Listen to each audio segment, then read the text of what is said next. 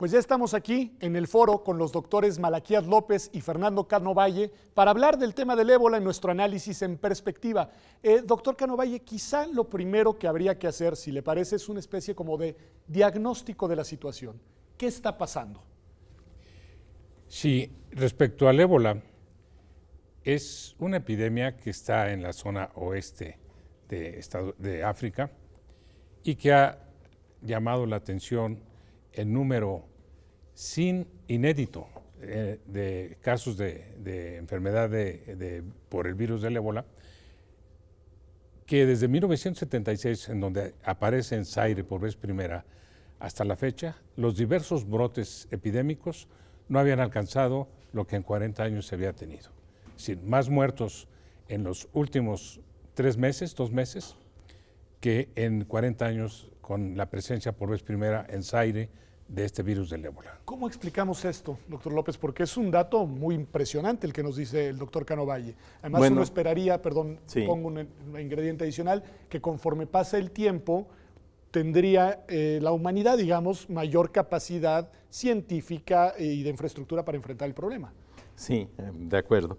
Bueno, la primera parte de por qué hoy tenemos esta magnitud es porque los anteriores brotes habían estado confinados a pequeñas localidades alejadas, remotas.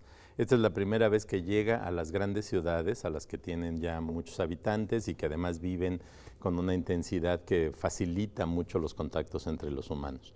La segunda parte, ¿por qué no podemos responder adecuadamente al ébola? Tiene que ver con la negligencia.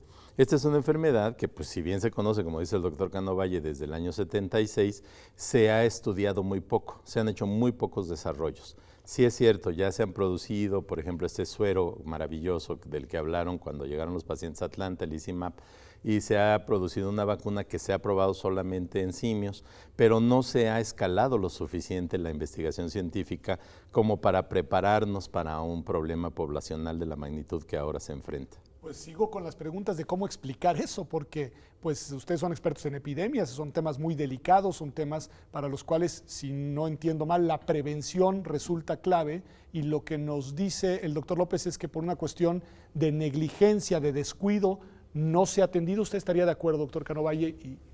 Sí, yo creo que como otras epidemias han acompañado al hombre a lo largo de la historia, peste, cólera, etcétera, etcétera, y la verdad es de que no se había presentado un brote desde 1976, como dijo muy bien el doctor Malaquías López, en pequeñas ciudades con brotes de 300, 200, 100 casos. Pero también el ébola ya había estado fuera de África. En un accidente en Inglaterra, un laboratorista se infectó con una jeringa con el virus. Trabajando en laboratorio precisamente. Trabajando en un laboratorio. Se encontraron 4 monos que fueron importados a Estados Unidos, se encontró el ébola, y también en el laboratorio se encontró ébola en laboratoristas. En algún caso se aplicó plasma de una persona que había sobrevivido al ébola y no pasó nada. Pero ahora hay que cuestionarnos. El asunto fundamental se llama dogma. Se dice que son secreciones, fluidos, sangre, semen, vómito gástrico, etcétera, etcétera. Y está en veremos el planteamiento aerógeno, la contaminación por aire, que no se ha demostrado en lo absoluto. Se dice que no, pero en epidemiología y en medicina, dogma no va bien. Tenemos que demostrar, porque ya se hizo en Canadá, en cámaras en donde está un cerdo y un mono que tenía ébola, a través del aire se contaminó el cerdo y tuvo la enfermedad. Esto es especulativo, pero eso ya hay una evidencia real. Sería terrible y podría explicar el número de cerca de 10,000 casos ya en esta época, con una letalidad que va del 50 al 70%. Nunca un virus, a pesar de la presencia de virus muy patógenos, como esperábamos, que afortunadamente no es el caso del H5N1, habíamos tenido tanta mortalidad como el ébola. 50-70%. Es decir, es altamente letal, pero además, ¿de qué depende la letalidad o no, digamos? ¿De qué depende? ¿Qué explicaciones podemos dar a que algunas de las personas contagiadas sobrevivan al contagio de la enfermedad? Bueno, es un fenómeno adaptativo. Las personas tienen diferente capacidad para responder ante una agresión como la que plantea este virus. Entonces hemos visto, y yo creo que estamos aprendiendo, cómo hay algunas personas cuyas características, que es una mezcla de genética y ambiente, les permiten responder y producir más rápidamente y en mayor cantidad de anticuerpos que neutralizan el virus. Es el caso tal vez de la enfermera española. Y ciertamente de las personas que han sobrevivido en estos países de África. Pero realmente tipificar a estas personas, saber exactamente qué es lo que les ayuda a responder adecuadamente al virus y controlarlo, yo creo que todavía es algo que tenemos que aprender. Requiere investigación. Los protocolos de tratamiento, doctor Cano Valle, ¿cómo son? Es decir, ¿cómo deben de aproximarse a las personas contagiadas el personal de salud? Debo decirle que una característica fundamental a donde convergen en estos 4 o 5 países africanos es la debilidad del sistema de salud. Eso es muy importante. En donde la infraestructura no es suficiente, los recursos humanos no están capacitados, o bien las políticas de salud de algunos países no han considerado que el ébola pudiera representar un problema y ha desnudado los sistemas de salud, no solamente de África, sino de diversos países en donde está participando. Ya fue reconocido incluso por el presidente de Estados Unidos los errores que representa la llegada en un caso que afortunadamente ha sobrevivido el médico y que representa esta figura cerca de 300 enfermos médicos y enfermeras que murieron en África. Ese es el primer contacto. Entonces, ¿cuál es el asunto? Descuido, negligencia, y debo decirle que también requiere de una revisión integral desde la OMS en adelante, porque ¿qué sucede con H1N1? Nos enteramos tarde. El SARS, pasaron 5 meses que desde China, Vietnam hasta la OMS se presentaran los reportes de la OMS. Ahora llevamos nada más 2 o 3 meses de retraso, pero la OMS no está recogiendo necesariamente los indicadores para poder definir si es una epidemia o puede llegar a ser una pandemia. ¿Cuál es la diferencia entre epidemia y pandemia? Perdón que haga la pregunta, pero para... El número de continentes donde hay transmisión. Okay. Teóricamente podríamos haber pensado en que ya se convirtió en una pandemia, dado que ha habido casos en Europa y casos en América. Pero el único lugar donde, bueno, no, ya ha habido transmisión en los 2 continentes. La enfermera española es contagio local y las enfermeras en Dallas son contagio local, pero son contagios contenidos, no se han dispersado. Entonces yo creo que sería apresurado. El contagio es únicamente desde el lugar de origen, seguimos hablando de epidemia. Cuando empiezan a haber ya contagios, o sea, la enfermedad se va reproduciendo en otros continentes, entonces sí, hablamos de pandemia. Cuando llegamos a cadenas establecidas de transmisión en 3 continentes por lo menos, estamos hablando ya de una pandemia. Nos dice, doctor Cano Valle, que aquí la responsabilidad obviamente debe ser de las autoridades de salud locales, lo entendemos muy bien, pero ya usted va adelantando que la Organización Mundial de la Salud tiene una responsabilidad importante. ¿En qué consistiría su responsabilidad y cómo estamos? Yo creo que los gobiernos de los diversos países, China se tardó varios meses en reportar los primeros casos de SARS. Ahora se tardaron 1 mes y medio en reportar los casos de este brote brutal del ébola. Pero lo mismo ha sucedido con el H1N1, en donde de repente se mencionó que México había sido la fuente principal y no es así. 6 meses antes, en Ohio, en una granja porcina, se había encontrado un virus que afectó y mató cerdos y contagió a seres humanos. Ahí estaba en el Centro de Enfermedades de Atlanta el registro de este virus, que posteriormente aparece en Veracruz, aparece en el DF, y hay una pandemia, como lo dice el doctor Malaquías López, en todo el mundo, con una mortalidad muy baja, afortunadamente, pero una morbilidad a donde se mezcla con otros virus, que es lo que potencialmente puede estar provocando también el ébola. Bueno, ¿y por qué estos países no reportan lo que está sucediendo? Es decir, ¿cuál es la racionalidad que hay detrás de la lógica de retener la información? Yo creo que es la misma explicación que nos llevaría a decir por qué no se ha avanzado más. Son países con un nivel de precariedad enorme. Ellos no tienen realmente recursos para responder a este tipo de problemas, ni tienen la organización, sus sistemas de salud son sumamente frágiles, entonces nos dan la idea de que son países que quizás no tienen como alta prioridad estar informando al resto de los países lo que sucede. Ahora, ¿qué responsabilidad tiene la OMS? Ahí sí, la OMS tiene que ser consciente, y lo es, yo creo, de cuáles son las condiciones que prevalecen en diversos lugares del planeta para saber dónde no tienen que estar esperando, sino activamente buscando la información. Pero de cualquier manera, la OMS es un organismo multilateral muy atado, depende de todas esas contribuciones del sistema de Naciones Unidas y tienen potencial para recomendar, pero no pueden forzar los hechos. Entonces, decir tráiganme la información oportunamente, entréguenla de buena calidad, no se puede exigir de ese nivel.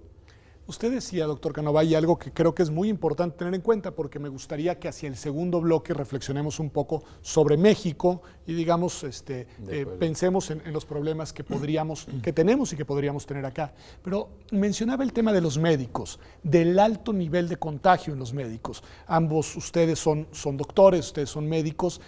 ¿Cómo enfrenta el gremio al que ustedes pertenecen una enfermedad de esta naturaleza en la cual la propia integridad física está en riesgo? Esto ha sido a lo largo de los años la gran batalla. Tuberculosis. El personal que maneja personas con tuberculosis tienen una serie de condiciones contractuales diferentes a otros médicos que no manejan infecciosos. Epidemia quiere decir prácticamente infección, pero no es así. Ese ha sido el enfoque fundamental. Pero hay otras epidemias, como tabaquismo, que no tienen nada que ver con infecciones y que también se considera una fuente brutal de patología respiratoria, cardiovascular, etcétera, etcétera. Bueno, ¿qué es lo que ha pasado? Algunos países, como bien dice el doctor Malaquías López, aportan sus cuotas, pero en el momento de que llega este ébola, el Fondo Monetario Internacional, por ejemplo, dice, vamos a hacer dos observaciones, una optimista y una negativa. 20,000 casos en los próximos meses, esa es la optimista. La pesimista son cientos de miles y por lo tanto representan el 0.5, el 2 o el 3 del PIB de África. Entonces, el Fondo Monetario Internacional dice, aporten recursos para poder controlar esto.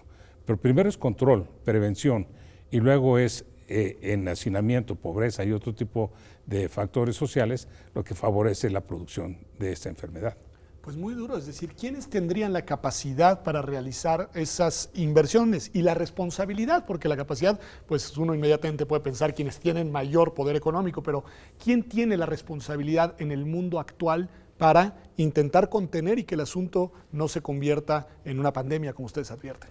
Pues más allá de los organismos multilaterales, como es el caso de la OMS, nadie asume realmente la responsabilidad. Entonces creo que esto es la razón por la cual ha habido esta polémica. En Estados Unidos el presidente Obama incluso expresó la semana pasada su enojo por la falta de respuesta de países europeos a su invitación para formar un frente conjunto que invierta todo lo que sea necesario en responder. Y eso no solamente quiere decir mandar gente a África para que contenga a los enfermos y contenga los brotes, es desarrollar todo lo necesario para poder contar con tratamientos y sobre todo poder contar con una vacuna. Yo creo que eso es lo que más importa en este momento y sería necesario que alguien dijera yo lo voy a hacer.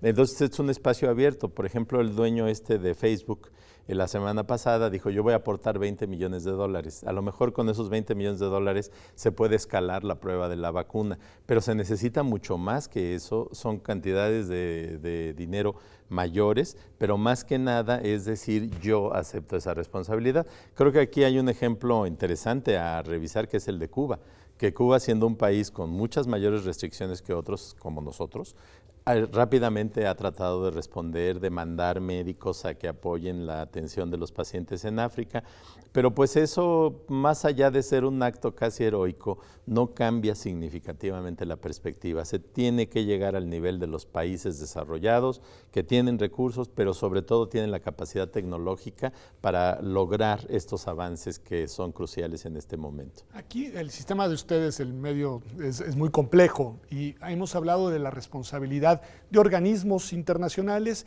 de estados, de autoridades, pero me pregunto y les pregunto si no hay también una corresponsabilidad de las entidades privadas que realizan investigación en este tipo de áreas. ¿Qué diría usted, doctor? La investigación aparece como algo fundamental cuando está el brote epidémico. Antes no tiene importancia, ni hay recursos ni financiamiento suficiente para investigar. México hace investigación en el área biomédica básica. Sin embargo, en el ámbito clínico, en las condiciones actuales de inversión, a pesar de que no hay precedentes en la inversión financiera para investigación en México actualmente, la verdad es que carece de una investigación sólida en relación a la patología viral. Entonces, investigación aparece como un hecho fortuito bajo las condiciones de presión. Antes no tiene ninguna importancia.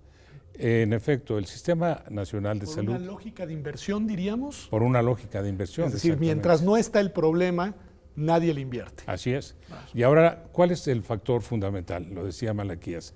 Vacunas, por supuesto, medicamentos, por supuesto, pero infraestructura médica, recursos humanos, insumos, etcétera, por supuesto. Se dice que tenemos una cápsula para aportar a una persona, bueno, pues a una, pero ¿y si se presenta en los puertos del Pacífico, en los puertos del Golfo o por vía aérea, qué hacemos? Pues por ahí, si les parece, comenzamos nuestra conversación en el siguiente bloque, precisamente pensando en México, porque además nuestro público seguramente se preguntará ¿y cómo estamos nosotros frente a este problema? Estamos aquí en Observatorio, como usted puede ver, hablando de un tema bien delicado, bien importante y bien preocupante, la epidemia, pandemia del ébola. Ya volvemos.